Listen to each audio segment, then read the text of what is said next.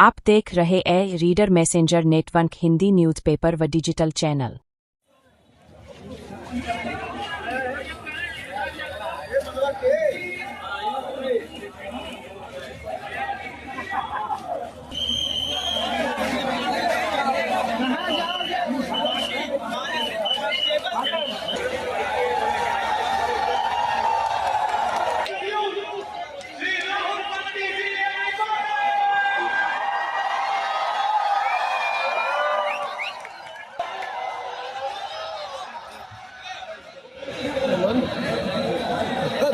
Thank you.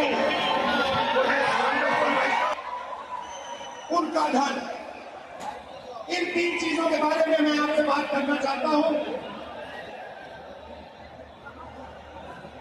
ये आप हो, आप भारत की शक्ति हो, भारत की शान हो, भारत की शक्ति हो। और जब मैं कहता हूं आप, हिंदुस्तान के पास सबसे बड़ा, दुनिया में सबसे बड़ा यूथ का पॉपुलेशन है।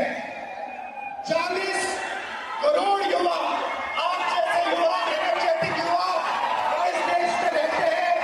ये इस देश की स्ट्रेंथ है।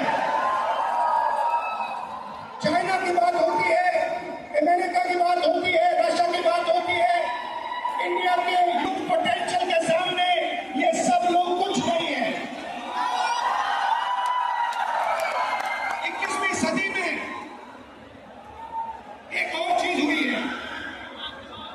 21वीं सदी में अगर देश प्रगति करता है तो दो चीजों के बल पे करता है, तो आपके डेटा के बेसिस पे बनता है।